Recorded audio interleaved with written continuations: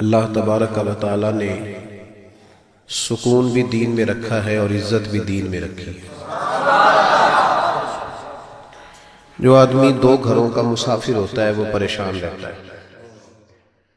دنیا میں سب سے زیادہ بے سکون وہ لوگ ہیں جن کے پاس علم ہوتا ہے پر عمل نہیں ہوتا، وہ ضمیر کے قیدی بن جاتے ہیں۔ وہ بیچارے صبح و شام بڑا بولتے ہیں، بڑی باتیں کرتے ہیں، لیکن یوں محسوس ہوتا ہے کہ بڑی تکلیف میں۔ حضرت امام عبدالوہاب شورانی رحمۃ اللہ تعالی علیہ فرمایا کرتے تھے کہ یہ جو مخدوم ہوتے ہیں یہ پریشان رہتے ہیں، خادم بڑے خوش رہتے ہیں۔ یہ جو مخدوم ہوتا ہے نا میری طرح کا، اچھے لوگوں کی بات نہیں کرتا، جن کو نعرے لگوانے کا شوق ہو جاتا ہے، پھول ڈلوانے کا شوق ہو جاتا ہے، یہ بڑے پریشان رہتے ہیں۔ فلانے نے سلوٹ ہی نہیں کیا، پتہ نہیں یہ مجھ سے مطمئن نہیں رہا، اس نے دستبوسی نہیں کی، پریشان رہتے ہیں۔ یہ جو خادم ہوتے ہیں نا یہ سکھی ہوتے ہیں، اس لیے کہ انہیں ٹینشن کوئی نہیں ہوتی، کوئی کرے نہ کرے بات ایک ہی ہے، وہ ان کو کوئی پریشانی نہیں ہوتی۔ آپ لوگ بیٹھ جاؤ، بچے سارے یہ جو آپ کے دائیں بائیں بچے ہیں نا جی، ان کو ڈانٹ کے نہیں، میلاد کی محفل میں تو ڈانٹنا ویسے ہی منع ہے، یہ تو موقع خوشی کا ہے۔ ان کو پیار سے بٹھائیں، بچہ بچہ ہی ہوتا ہے، اور وہ بچہ ہوتا ہے۔ ایک بزرگ کے پاس میں بیٹھا تھا تو ایک آدمی اپنے بچے کو دم کرانے لایا، صبح صبح بچے نے اسکول کی وردی پہنی تھی، کہا صاحب اس کو دم کر دیں، ضد کرتا ہے۔ تو بزرگ موج میں تھے، کہنے لگے کیا کہہ رہا ہے؟ کہہ رہا ہے میں نے اسکولے نہیں جانا۔ تو فرمانے لگے ضد تو تم کر رہے ہو جو کہہ رہے ہو ضرور بھیج لیں، وہ تو کہہ رہا ہے میں نے نہیں جانا، تو ضدی تو تم ہو، اس کو قائل کرو اسکول جانے پہ۔ تو بچوں کو تو قائل کیا جاتا ہے نا جی، اطمینان سے بیٹھیں۔ میں نے چند ایک باتیں کرنی ہیں، آپ کا بڑا خوبصورت پروگرام ہے، انشاءاللہ آگے چلے گا، تو میں کوئی بھی بات انشاءاللہ تعالی وقت گزارنے کے لیے نہیں کروں گا کہ چلو تھوڑی لمبی کر لو، آدھا گھنٹہ ہو جائے گا، بلکہ اعلیٰ حضرت رحمت اللہ نے لکھا ہے جس نے کسی کا وقت ضائع کیا اس نے بھی قیامت میں حساب دینا ہے۔ کیوں ٹائم ضائع کیا؟ جو بات دو جملوں میں ہو سکتی ہے وہ دو جملوں میں ہی کرنی چاہیے، اس کو لٹکانا نہیں چاہیے بہت زیادہ۔ اور ویسے بھی خیر الکلام ما قل و دل، بہترین بات وہ ہوتی ہے جو تھوڑی اور مختصر اور جامع ہو۔ نبی پاک صلی اللہ علیہ وسلم دنیا میں لوگوں کو عزتیں دینے کے لیے تشریف لائے۔ قرآن مجید نے کہا کہ اے محبوب اپنے غلاموں سے یہ فرما دو کہ قل ان کنتم تحبون اللہ، ان سے فرماؤ اگر یہ اللہ سے محبت کرنا چاہتے ہیں فاتبعونی، تو آپ کی پیروی کریں۔ پتہ ہے شان کیا ملے گی؟ یحببکم اللہ، اللہ ان سے محبت فرمائے گا۔ نبی پاک صلی اللہ علیہ وسلم کی ادھر دیکھیں میری طرف، ہم نے تقریروں کو نا، تقریریں کیونکہ رہ بھی ماشاءاللہ سبحان اللہ کے لیے گئی ہیں، کئی میری طرح کے لوگ کہتے ہیں مجھے مزہ نہیں آیا اونچا سبحان اللہ کہو، تو میں کہتا ہوں خدا کے بندے تیرے مزے کے لیے سبحان اللہ کہا تو ثواب ہی کوئی نہیں ہونا، کیونکہ اللہ کا ذکر جب تک اللہ کی رضا کے لیے نہ کیا جائے اس وقت تک اجر ہی نہیں ہوتا۔ تو تجھے نہ بھی مزہ آئے تو پھر بھی سبحان اللہ تب بھی کہنا جب اللہ کی رضا کے لیے ہو، اس لیے کہ عبادت الہی میں غیر کا تصور تو ثواب ضائع کرتا ہے، لیکن موج ہے نا۔ تو آپ تھوڑی دیر توجہ کریں، بچوں کو میں نے عرض کیا تھا کہ آپ اشارہ کریں گے تو بچے بیٹھ جائیں گے، غور کریں۔ اللہ فرماتا ہے محبوب جو تیری غلامی کرے گا وہ میرا محبوب بن جائے گا۔ نبی پاک صلی اللہ علیہ وسلم نے نا لوگوں کی عظمتیں بیان کی ہیں۔ انسان خوبی اور کمزوری کا مجموعہ ہوتا ہے، خوبی اور کمزوری دونوں چیزیں ہوتی ہیں۔ ہمیں بھی حضور نے حکم دیا، جامع ترمذی میں، نسائی میں، طبرانی میں، تینوں جگہ حضرت انس بن مالک کی حدیث موجود ہے۔ حضور نے فرمایا اذکروا محاسن موتاکم، جب تم میں سے کوئی فوت ہو جائے تو اس کی اچھی اچھی باتوں کا ذکر کیا کرو، اس کے محاسن بیان کرو۔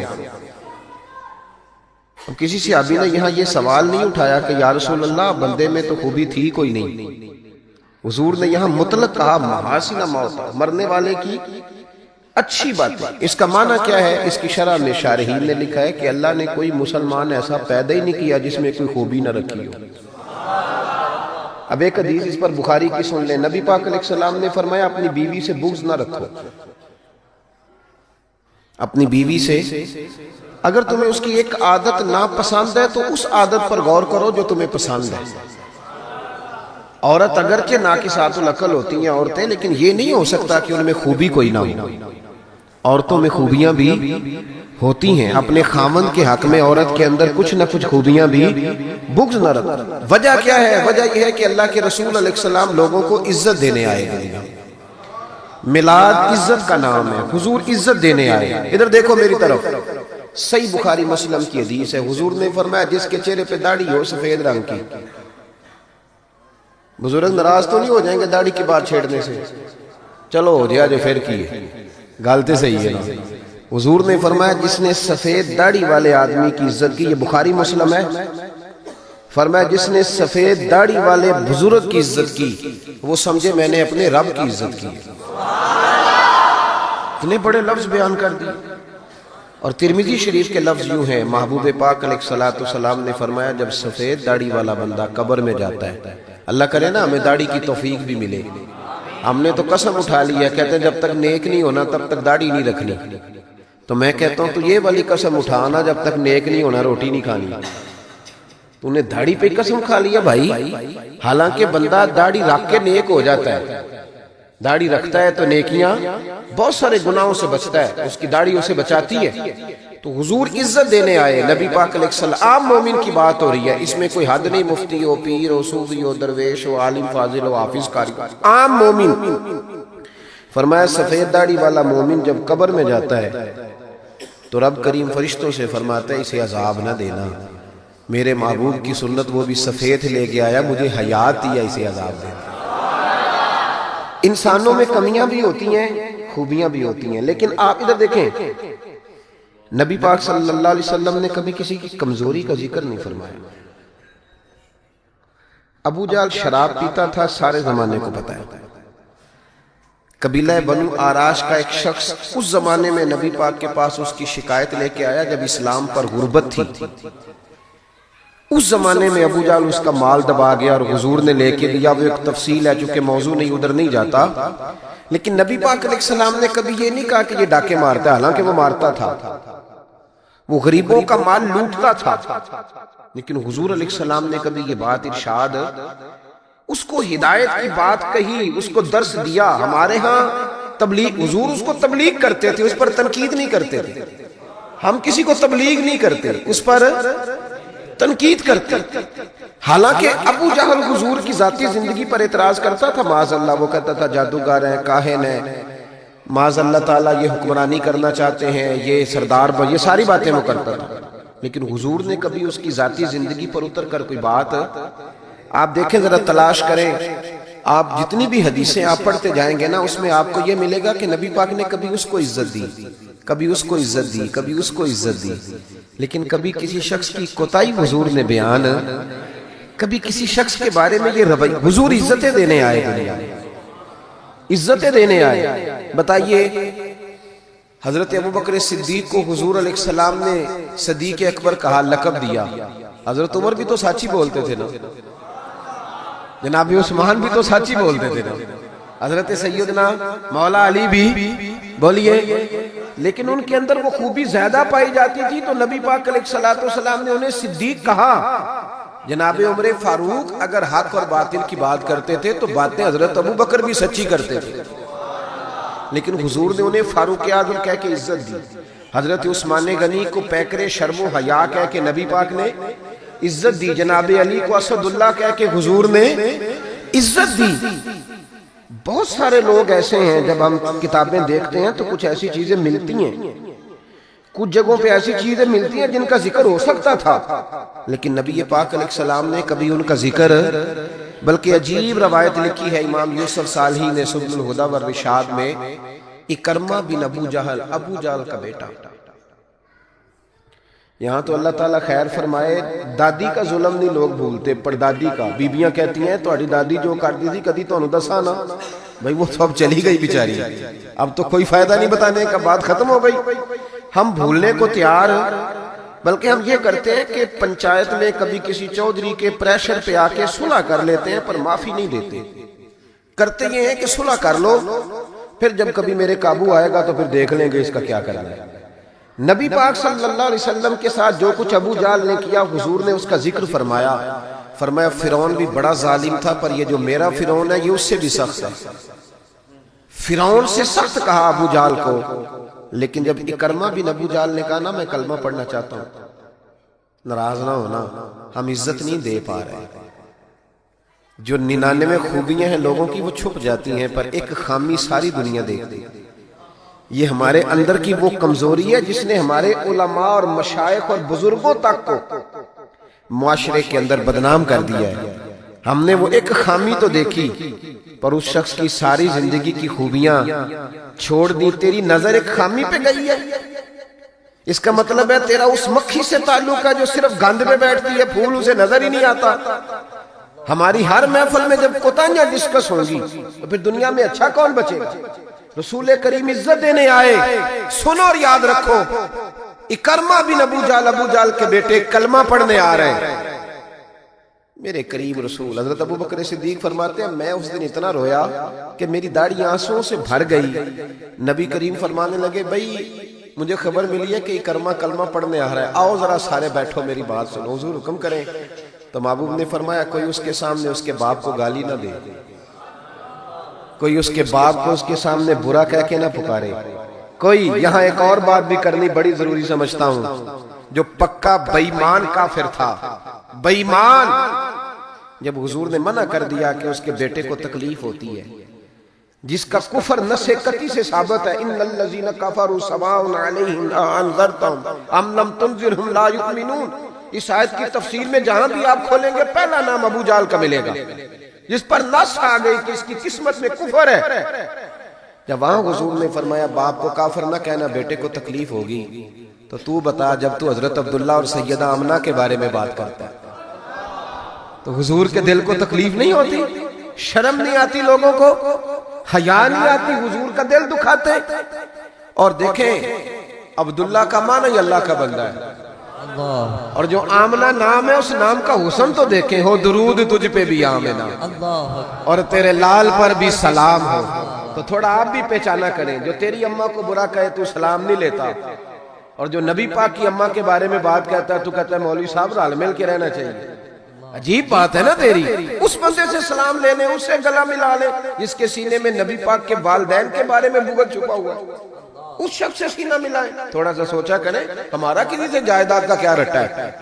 تو یاد رکھیں اکرمہ جب آ رہے تھے تو نبی کریم علیہ السلام نے فرمایا کوئی اسے اس کے باپ کو اس کے سامنے برا نہ کہے. حضرت ابو بکر صدیق کہتے ہیں پھر حضور نے فرمایا کوئی اس کے باپ کا کفر نہ گنوائے، کوئی اس کی زیادتیوں کا ذکر نہ کرے، کوئی اس کے بارے میں کوئی آیت نہ پڑھے، کوئی میرا قول نہ دہرائے. حضرت سیدنا ابو بکر صدیق فرماتے ہیں میں رونے لگا تو مجھ سے حضرت ابو دردہ کہنے لگے آپ کیوں رو رہے ہیں؟ تو میں نے کہا میں رو رہا ہوں محبوب کی رحمت للعالمین پہ کہ محبوب یہ کس کے استقبال کی تیاریاں کرا رہے ہیں، اور ساری زندگی تکلیف دی کن کے استقبال؟ خدا را ساری. اب یقین کریں آپ بیٹھ جائیں کسی مجلس میں، ناراض نہ ہونا، علماء اور نیک لوگوں کی بات نہیں کرتا، اپنی اور آپ کی کر رہا ہوں. ہم کسی محفل میں بیٹھ جائیں نا، ہم نے اب گناہوں کے نام بدل لیے ہیں. جھوٹ کا نام ہم نے بہانہ رکھا ہے، میں بہانہ کر چڑھیا سے، حالانکہ سچی بات کیا ہے؟ جھوٹ بولا. اور یہ غیبت کا نام ہم نے بدل کے گپ شپ رکھا ہے. تھوڑی دیر گپ شپ کریں. وہ گپ شپ کیا ہے؟ بڑے بڑے مذہبی لوگ میری طرح کے جبہ و دستار، وہ ساتھ والی اتنا اپنی جماعت کی تبلیغ کرنا ضروری نہیں سمجھتا جتنا ساتھ والی جماعت پہ تنقید کرنا ضروری سمجھتا. یوں لگ رہا ہے جیسے مقابلہ چل رہا ہے مذہبی لوگوں کا آپس میں، ہر آنے والے کو اور ہر ملنے والے کو اور ہر جس آدمی کا نام ہے اس کی کوئی نہ کوئی کوتاہی تلاش کر کے رکھنا ہمارا وتیرہ بن گیا ہے. اس مزاج کو بدلنا پڑے گا. جب یہ مزاج بدلے گا تو معاشرے میں حسن پیدا ہوگا. میری طرح جو آدمی بھی تھوڑا سا ممبر پہ بیٹھنے لگتا ہے وہ کہتا ہے میں ہی دین کا کام کر رہا ہوں. جو جماعت بھی کام شروع کرتی ہے کہتے ہیں صرف ہم نے کیا. بھئی تم نے کیا تو تم سے پہلے غیر مسلم سے سارے، تمہیں کیسے پتا چلا یہ دین ہے؟ تھوڑا تھوڑا نرمی پیدا کریں، رویوں کو ٹھنڈا کریں، اپنے ماحول کے اندر وہ حسن پیدا کریں. رسول پاک دنیا میں عزت دینے آئے. کنز الاموال کی حدیث سنیں. حضرت عائشہ صدیقہ رضی اللہ تعالیٰ عنہ حدیث کی راوی ہیں، کہتے میں بیٹھی تھی حضور کی بارگاہ میں، دوپہر کا وقت حضور کے کیلولا کا وقت ہوتا تھا، اس وقت صحابہ نہیں آتے تھے، حضور دوپہر کو تھوڑا آرام کرتے۔ اب تو ہم بڑے بہادر ہیں نا، بالخصوص محفلوں کے لوگ بڑے بہادر ہیں، بڑے دلیر لوگ ہیں، 3 بجے سو کے بھی فجر جماعت سے پڑھ لیتے ہیں، یہ دلیری ہے نا جی۔ حالانکہ بڑا مشکل ہوتا ہے 1-2 بجے سو کے سویرے فجر کی نماز ہے، لیکن میں دلیر سمجھتا ہوں کہ جو بندہ 2 بجے سوئے پھر فجر پڑھ لے، یہ اس کی دلیری ہے۔ یہاں پھر شب زندہ دار ہوتے ہوں گے، ساری رات جاگتے ہوں گے، یہی ہو سکتا ہے۔ نبی کریم علیہ السلام عشاء کے بعد سو جاتے تھے اور پسند کرتے تھے عشاء کے بعد سونا۔ فجر میں حضور تہجد کے وقت بیدار ہوتے تھے، تہجد پڑھنا حضور کی دائمہ اور متواترہ سنت ہے۔ دعا کرو میلاد کی محفلوں میں تہجد کے فضائل بھی بیان ہونے شروع ہو جائیں، آمین تو کہہ دو۔ یہ بھی نبی پاک کی سنت ہے، مٹھائی کھانا صرف حضور کی سنت نہیں، تہجد کی نماز دائمہ متواترہ سنت ہے نبی پاک علیہ السلام، ہمیشہ پڑھی نبی کریم۔ تو صبح جلدی اٹھ جاتے تھے۔ اب نیند کی وہ جو کمی انسانی طبیعت میں رہ جاتی ہے، اس کے لیے امت کے لیے اس صبح چھوڑنے کے لیے حضور دوپہر کو آرام کرتے ہیں۔ حضرت عائشہ صدیقہ رضی اللہ تعالیٰ عنہ فرماتے ہیں اس وقت بالعموم صحابہ نہیں ملنے آیا کرتے۔ سمجھ آ رہی ہے میری باتوں؟ صحابہ اس وقت ملنے نہیں آتے تھے، ان کو پتا تھا یہ حضور کے آرام کا وقت ہے۔ کہتے ہیں ایک بوڑھی خاتون ایک دن آ گئی دوپہر کو، عام روٹین میں لوگ نہیں آتے تھے، وہ آئی، اس کے ہاتھ میں چھڑی تھی، لاٹھی پکڑی تھی، اس نے دروازے پہ دستک دی۔ جب میں نے پوچھا کون ہے تو وہ عورت بولی، توجہ کرنا بات، حضور آرام کر رہے تھے، کہتے ہیں وہ عورت جب بولی نا، اللہ کے محبوب چارپائی پہ اٹھ کے بیٹھ گئے، اس کی آواز کانوں سے ٹکرائی، حضور اٹھ کے بیٹھ گئے۔ دروازہ کھولا، وہ خاتون اندر آئی تو بڑی دنیا آتی تھی، پر جس انداز میں نبی پاک نے اس کا استقبال کیا ایسا کم ہوتا۔ حضور کھڑے ہو گئے، پھر محبوب پاک نے بٹھایا، پھر حضور علیہ السلام کی میں آنکھوں کا حسن اور روشنی دیکھ کے اندازہ کر رہی تھی کہ اس کے آنے سے حضور بڑے ہی زیادہ خوش ہیں، نبی پاک بڑے خوش ہیں۔ اللہ کے محبوب نے کھجوریں دی، سرکہ دیا، دیر تک حضور ان کی باتیں سنتے رہے۔ حضرت عائشہ صدیقہ کہتی ہے محب ہو کے محبوب نے، کنز المال میں حدیث موجود ہے، محب ہو کے محبوب نے باتیں سنی، تسلی سے باتیں سنی، خوش ہو کے سنی۔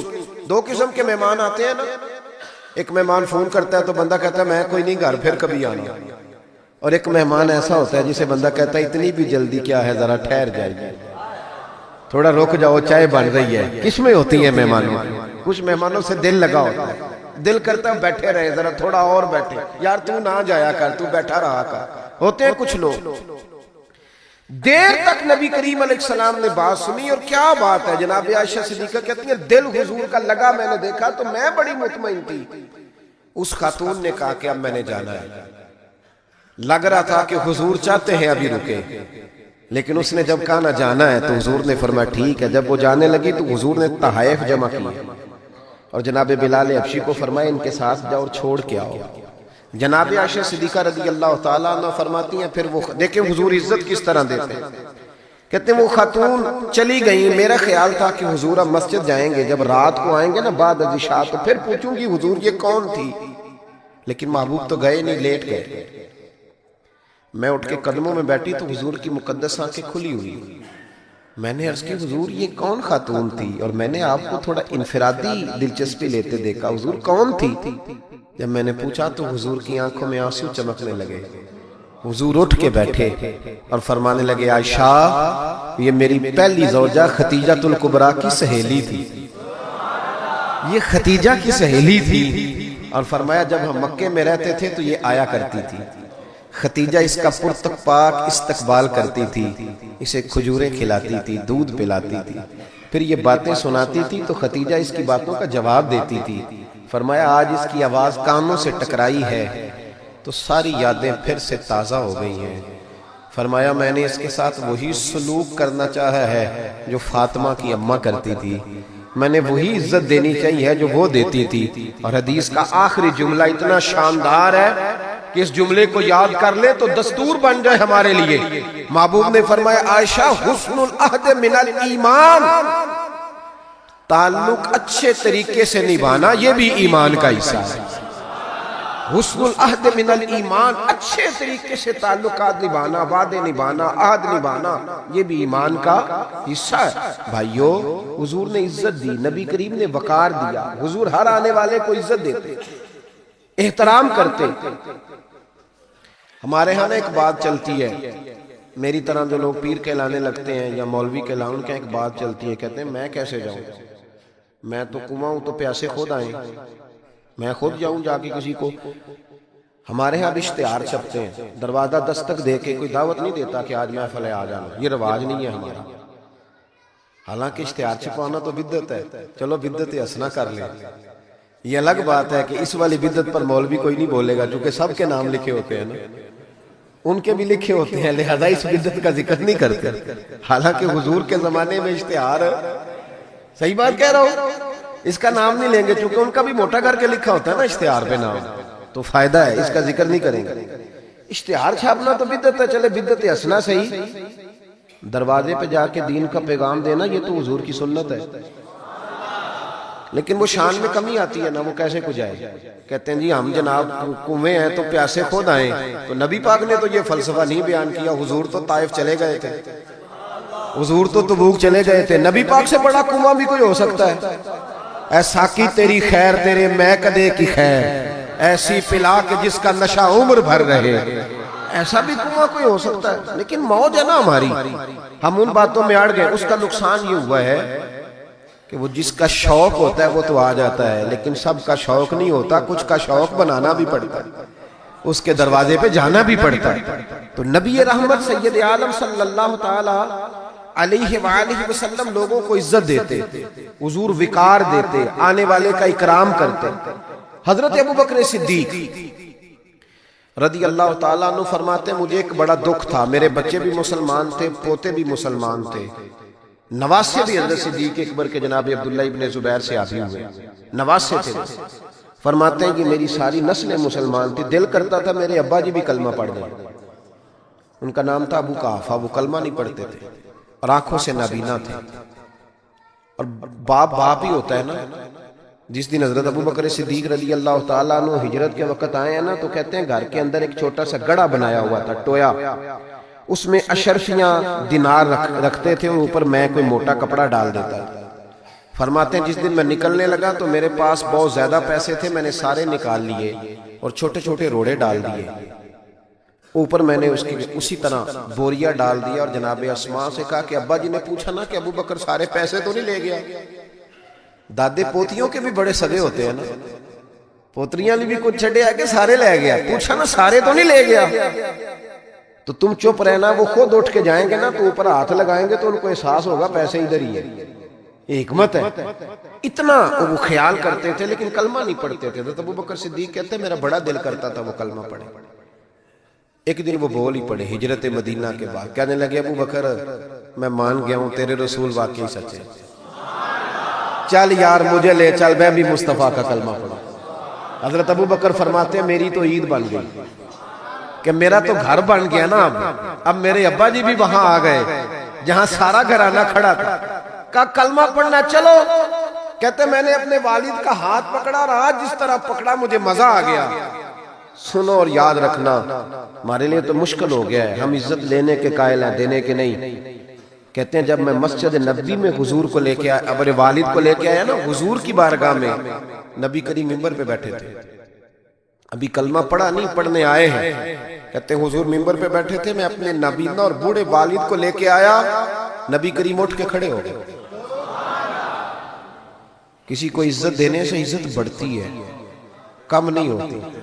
کوئی عرض نہیں، کوئی عرض نہیں، اگر آپ ابا جی کے آنے پہ کھڑے ہو جائیں تو اپنے ابا جی ہیں، کوئی مسئلہ نہیں، کوئی عرض نہیں۔ اگر قاری صاحب جو مسجد کے امام ہے، چلو ہم سے تنخواہ ہی لیتے ہیں، پر قاری صاحب کو نہ دیکھو، اس ممبر کو دیکھو جس ممبر پر وہ بیٹھتے ہیں، کوئی مسئلہ نہیں بھائی، ٹھیک ہے تو چودھری صحیح، ہم تو قاری صاحب کو سوٹ بھی 27ویں کو دیتے، کیوں پلا 27ویں تے دیندے ہو نا اتنے بھی، اس واسطے کہ کدے سواں کے پا نہ لین، کیونکہ 27ویں تو بعد درزی پڑھتا ہی کوئی نہیں، تو کہندے ہیں ساڑھے نال دا پا لیا تے نال رل جائے گا، اس کو وہ والا نہیں دینا، 27ویں پہ دیتے۔ کس کس بات کا ذکر کیا جائے؟ عزیز دوست یاد رکھ اور سمجھ. اور اب تو پیروں سے بڑا شکوہ ہے. بہت سارے پیر بھی کہتے ہیں مولویاں کول کی ہے. میں کہ خدا دے بندہ جڑا مولوی ہوندا ہے او دے کول ہی تے سارا کچھ ہوندا ہے. انما یخشی اللہ من عبادہ العلماء. اللہ کریم فرما رہا ہے کہ جو میرے عالم بندوں میں سے عالم ہے وہ اللہ سے ڈرتے ہیں. تو کس قسم کی بات کر؟ بہرحال یہ عنوان نہیں ورنہ اس پہ بات کرتا. نبی کریم اٹھ کے کھڑے ہوئے تو حضرت صدیق اکبر عرض کرنے لگے یا رسول اللہ میرے والد کلمہ پڑھنے آئے. یہ لفظ ساری زندگی یاد رکھنا بھولنا نہ. عرض کی حضور ابا جی کلمہ پڑھنے آئے. توجہ ہے میری بات پر؟ کلمہ پڑھنے آئے ہیں. پتہ ہے میرے محبوب نے کیا فرمایا؟ نبی کریم فرمانے لگے ابو بکر یہ بوڑھے بھی تھے, نابینا بھی تھے, بیمار بھی تھے. اگر ان کا ارادہ بن گیا تھا تو مجھے بتاتے میں گھر آ کے انہیں کلمہ پڑھا دیتا. نعرہ تکبیر, دونوں ہاتھ اٹھا کے نعرہ رسالت, تاجدار ختم نبوت, تاجدار ختم نبوت. اور میرے اعلیٰ حضرت فاضل بریلوی رحمت اللہ لکھا, ادھر دیکھو میری طرف. اعلیٰ حضرت نے لکھا ہے تو نبی پاک کا لباس پہن لے رب تجھے عزت دے دے گا. کوئی نہیں سمجھ آئی آپ کو بات کی.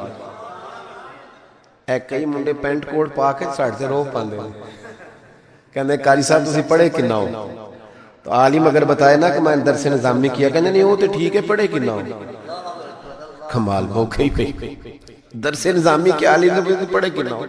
تیری نظر بی اے پڑھے ہی بندہ پڑھیا ہوندہ ہے پاہمیں وہ 6 باری سیپلیاں دے کے پاس ہویا ہوئے. کیا تماشا ہے؟ اس تماشے سے باہر آئے. نبی پاک صلی اللہ علیہ وسلم, ادھر دیکھو میری طرف. میں تو شکوہ کرتا ہوں کئی دفعہ اپنے نعت خانوں سے بھی اور نقیب سے بھی اور قاری صاحب سے. میں کہتا ہوں ساری عزت نبی پاک کے نام پہ, اور تم کہہ رہا ہے چھوٹی داڑھی میں سونا لگوں گا. میں کل حدیث پڑھ رہا تھا بخاری سے. حضرت ابو معمر رضی اللہ تعالیٰ عنہ نے حضرت خبیب سے پوچھا کہ نبی پاک زور اور عصر کی نمازوں میں قرات کرتے تھے؟ ادھر دیکھو میری طرف. زور اور عصر میں قرات کرتے تھے؟ حضرت خبیب کہنے لگے کرتے تھے. کہ آپ کو کیسے پتہ ہے؟ کہنے لگے جب میں نماز پڑھتا تھا تو حضور کو چھپ چھپ کے دیکھا کرتا تھا. اور اگلے لفظ سنو, کہنے لگے زور اور عصر میں میں نے حضور کی داڑھی کو ہلتے دیکھا ہے. نبی پاک کی داڑھی کو چھوٹی ہوئے تو ہل دیئے, یہ پوری ہوئے بوٹھتے تاں ہی ہل دیئے. چھوٹی داڑھی ہلتی ہوئی نظر, وہ تو تھوڑی ہلتی ہے, داڑھی نہیں ہلتی. تو داڑھی جو سرکار کا طریقہ ہے اس کے مطابق رکھیں, اپنی مرضی کی نہ رکھیں. نبی رکھ جو لی تو چھوٹی والے نے بھی لوگ کا مولوی صاحب ہی کہنا ہے. اور ویسے بھی داڑھی کا تو وزن ہی کوئی نہیں ہوتا. کیا ہوتا ہے؟ یہ وجود کا حصہ ہے, جسم کا حصہ ہے, حسن ہوتا ہے. حضرت صاحب ہمارے وزن تو نہیں ہوتا پر داڑھی کا حسن ہوتا ہے. سبحان اللہ. اعلیٰ حضرت فرماتے ہیں تو حضور کا لباس پہن لے. نبی پاک کا ایک بڑی خوبصورت بات لکھی ہے آپ نے ملفوظات میں. فرماتے ہیں اورنگزیب عالمگیر بڑا سیانہ بادشاہ تھا. فتاوی عالمگیری 500 علماء کو بٹھا کے لکھوائی اورنگزیب عالمگیری. اور ملا جیون رحمت اللہ علیہ جو تفسیرات احمدیہ جنہوں نے لکھی ہے ان کا شاگرد بھی تھا, مرید بھی تھا. اور حضرت ملا جیون رحمت اللہ علیہ فرماتے ہیں دیکھیں کسی کی سابقہ زندگی اور ہے, لیکن جب وہ بدلا تو پھر کیا بدلا. فرمانے لگے کہ ایک دن فجر کی بارش تیز ہو رہی تھی تو میں فجر کی نماز میں لیٹ ہو گیا. تو میرے دل میں اچانک خیال آیا پتہ نہیں کو مسجد میں آیا بھی ہوگا کہ نہیں آیا ہوگا. لیکن فرماتے ہیں جب میں پہنچا تو وقت کا بادشاہ اورنگزیب عالمگیر مجھ سے پہلے پہنچا ہوا. تو میں نے کہا بادشاہ تو بغیر آج سپاہیوں کے آ گیا. کہنے لگے میرے دل میں خیال آیا کہ کہیں اللہ کا گھر سونا نہ رہ جائے. سپاہی بھی نہیں چل رہے تھے کیونکہ بارش تیز تھی. یہ ذوق. اورنگزیب کے پاس ایک بندہ آ گیا, کہنے لگا بادشاہ میں مداری ہوں, بے روپیاں ہوں, میں روح بدل کے دکھاؤں گا تو تجھ سے انعام لوں گا. اس کو اعلیٰ حضرت نے لکھا ہے اور بھی کئی لوگوں نے لکھا ہے روح بدل کے دکھاؤں گا تو انعام لوں گا. اورنگزیب کہنے لگا مجھے نہیں تو دھوکہ دے سکتا. وہ تو پاکستان کے بادشاہ نا جن کو بعد میں سمجھ آتی ہے بنا کیا ہے. کہتے پتہ ہی نہیں چلا, تحقیق کریں گے تو پتہ کریں گے. فوراً کمیٹی بن جاتی ہے. پھر وہ کمیٹی کدھر جاتی ہے یہ بھی اللہ ہی بہتر جانتا ہے, وہ کس کھاتے میں کمیٹی جاتی ہے. اورنگزیب عالمگیر سے کہنے لگا میں روح بدل کے دکھاؤں گا, اگر آپ نہ پہچان سکے تو انعام لوں گا.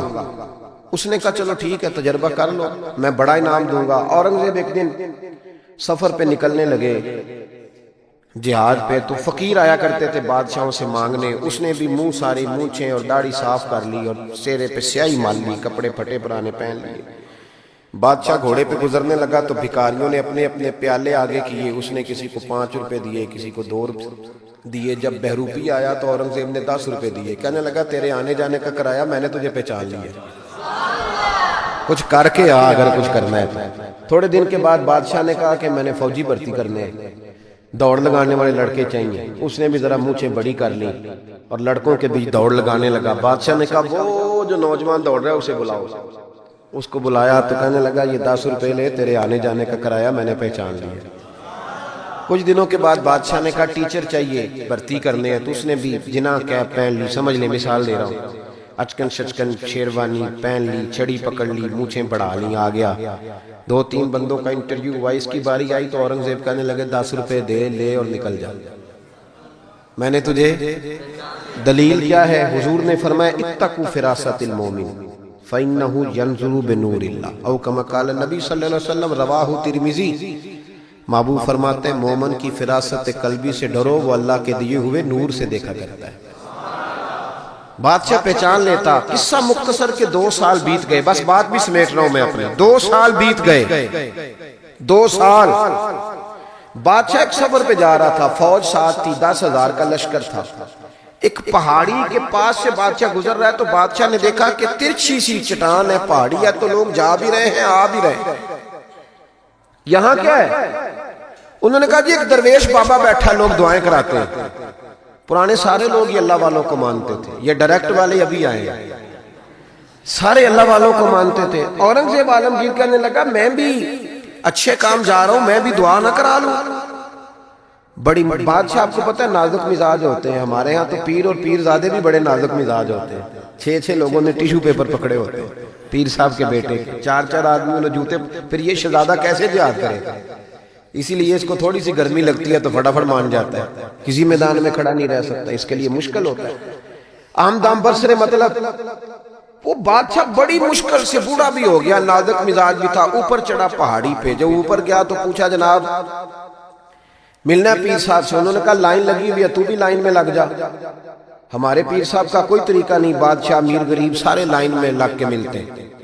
بادشاہ لائن میں لگ گیا، 50 آدمی کھڑے تھے، اب 50 کے بعد باری آئی، عطایات کی حالت میں بابا جی کے آگے بیٹھ گیا، بابا جی کا جبہ کبہ دستار، میں جہاد کے لیے جا رہا ہوں۔ بزرگوں نے ہاتھ اٹھائے، دعا مانگی، پھر 2-3 نصیحتیں بھی کر دیں کہ بیٹا دیکھنا اگر کسی وجہ سے خدا نہ خواستہ ناکامی ہوئی تو مایوس نہ ہونا، کامیابی ملی تو تکبر نہ کرنا، اور تھپکی دی۔ بادشاہ الٹے قدم جب غار سے نیچے اترا تو پلو جھاڑ کے کھڑا ہو گیا، کہنے لگا آج نہیں نہ پہچانا تو نے، لا میرا انعام، آج نہیں نہ پہچانا۔ بادشاہ کہنے لگا آج تو مروا دیا یار تو نے، کہاں میں چڑھا کہاں میں رکا، تھک گیا، گرمی کتنی ہے، بہرحال مزہ آیا، اورنگزیب کو دھوکہ دیا، مزہ تیرا پورا آیا، بتا تو کیا لے گا؟ ہیرے جو سب سے قیمتی ہوتے تھے نا وہ بادشاہ اپنے تاج میں لگوایا کرتے تھے۔ کہنے لگا وہ جو تیرے تاج میں ہیرے لگے ہیں نا وہ چاہیے۔ بادشاہ نے کہا یار تو نے اورنگزیب کو دھوکہ دیا، بات بہت بڑی ہے، وہی مل جائیں گے۔ اس نے تاج اتار کے بہروپیے کے قدموں میں رکھا اور کہنے لگا یہ تو نے مانگا ہے نا، میں جہاد سے واپس آتا ہوں تو دوبارہ آنا، اپنی مرضی سے بھی تجھے دوں گا، تو نے حد کر دی۔ جب اس نے دیا اور بادشاہ نے رخ پھیرا تو بہروپیے نے آواز دی، کہنے لگا بات سن یار۔ بادشاہ نے چہرہ بدلا تو کہنے لگا اپنا تاج لے جا، ضرورت نہیں۔ اس نے کہا تجھے کیا ہوا؟ کہنے لگا نہیں ضرورت، لے جا۔ بات کیا ہے، 2 سال ہو گئے تجھے محنت کرتے، تو نے کتنے روپ بدلے اور آج ملا ہے تو کہتا ضرورت نہیں۔ بہروپیہ رو پڑا اور کہنے لگا بادشاہ میں نے اپنے نبی پاک کا لباس نہ جھوٹ موٹ پہنا، جھوٹ موٹ کی پگڑی، لوگوں کی جیبوں پہ ڈاکہ ڈالنے کے لیے جھوٹ موٹ کی داڑھی، جھوٹ موٹ حضور کا لباس پہنا، جھوٹا۔ اور تیرے جیسے بادشاہوں کے تاج میرے قدموں میں آ گئے ہیں، اگر میں سچ مچ رسول اللہ کا غلام بنوں گا تو اللہ کتنی شانیں عطا فرمائے، سچ مچ بنوں گا تو رب کیا دے گا۔ بہلتے کس جگہ جی اپنا بہلانے کہاں جاتے، تیری محفل سے اٹھ کر تیرے دیوانے کہاں جاتے، خدا کا شکر شمع رخ لیے آئے ہو محفل میں، اگر پردوں میں چھپے رہتے تو پروانے کہاں جاتے، خدا آباد رکھے سلسلہ یہ تیری نسبت کا، وگرنہ ہم بھری دنیا میں پہچانے کہاں جاتے۔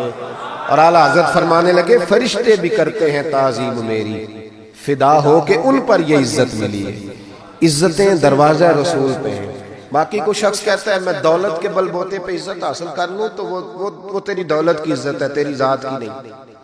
جو کہتا ہے میں کرسی کے بل بوتے پہ عزت حاصل کر لوں تو میاں جب تک تو کرسی میں ہے تب تک تیری عزت ہے۔ جو شخص کہتا ہے میں کسی کے 7 لاکھ کی عزت حاصل کر لوں تو اس کی ذاتی ایک عزت ذاتی ہے، وہ کون سی؟ جو رب رسول عطا کرتا ہے۔ اس عزت کی طرف سفر کریں، ان کے طریقے کے مطابق چلیں۔ میلاد شریف کا مہینہ آ رہا ہے، آج تو ویسے بھی 28 سفر ہے، حضرت سیدنا امام حسن رضی اللہ تعالیٰ عنہ کا یوم شہادت۔ ربیع الاول شریف آ رہا ہے، یکم ربیع الاول سے 12۔ ہمارے ہاں نا سب سے زیادہ کام ہوتا ہے بحث کرنے کا، بحث نہیں کرنی، کام کرنا ہے۔ جو پوچھے نا جھنڈیاں لگانی ہے کہ نہیں، ان سے کہو تو جھنڈیوں کی بات کرتا ہے، میرا تو دل کرتا ہے تاڑے توڑ کے چھت پہ لگا دو۔ یہ حضور کا میلاد ہے۔ سب سے زیادہ آپ نے یہ کرنا ہے کہ درود شریف کثرت سے پڑھنا۔ پڑھیں گے انشاءاللہ تعالی؟ نہیں، وعدہ نہیں لے رہا، وعدہ نہیں، آپ نے اپنے لیے پڑھنا۔ تسبیح لے لیں۔ کوئی بندہ کہے نا دکھاوے کے لیے پڑھ رہا ہے تو ان کا یار ٹھیک ہے دکھاوے سے۔ تسبیح ہاتھ میں ہوتی ہے تو میرا تجربہ ہے کہ چلتی بھی رہتی ہے۔ آپ ہاتھ میں رکھیں تو انشاءاللہ چلے گی۔ تو کوئی کہے نا وہ بڑا بابا تسبیح کو ٹھیک ہے یار کوئی بات مجھے پڑھنے۔ ایک تو آپ نے یہ کام کرنا ہے۔ دوسرے نمبر پہ میلاد شریف کا جب لنگر پکانا ہے نا تو جو 50,000 چودھری دے اس کی صدارت نہیں رکھانی محفل میلاد۔ جو محلے کے غریب لوگ ہیں انہیں فرنٹ سیٹ پہ بٹھانا ہے۔ ہماری محفل میلاد میں بھی جس کے ہاتھ میں نوٹوں کی دتھی ہوتی ہے اس کا سارا کچھ ہوتا ہے۔ غریب میلاد کی محفل میں بھی پیچھے بیٹھتے ہیں، جن کے کپڑے میلے انہیں آگے بٹھاؤ تاکہ پتہ چلے کہ نبی پاک ان لوگوں کو عزت دینے تشریف لائے۔ اور جب آپ چاول تقسیم کریں نا تو جو چودھری صاحب ہوتے ہیں وہ علماء کے ساتھ کھانا کھا رہے ہوتے ہیں اندر، اور غریب کہتے ہیں اوے تو 2 شاپر لے گئے ہیں۔ مہربانی کریں غریبوں کو بٹھا کے لنگر دیں، اور ہو سکے تو ان کے گھروں میں پہنچا کے کوشش فرمائیں میلاد میں عزت دیں۔ اور تیسری بات، نبی پاک نے سب سے زیادہ بیٹیوں کی بات کی ہے۔ میرا مشورہ ہے کہ چھوٹی بڑی عید بے شک بیٹی کو نہ دیا کرو، عید میلاد پہ جوڑا ضرور دیا کرو بیٹی، عید میلاد پہ جوڑا دیا کرو۔ اور بھائیو یاد رکھو، اپنی بیوی کو بندہ لاکھ روپیہ بھی دے تو وہ اتنی تعریف نہیں کرتی، وہ کہتی ہے سارا زمانہ دیتا ہے۔ بہن کو بندہ 600 کا جوڑا دیا ہے نا کبھی جا تو وہ رو کے قبول کرتی اور کہتی ہے میرا بھائی بڑا نیک ہے، میرا خیال کرتا ہے۔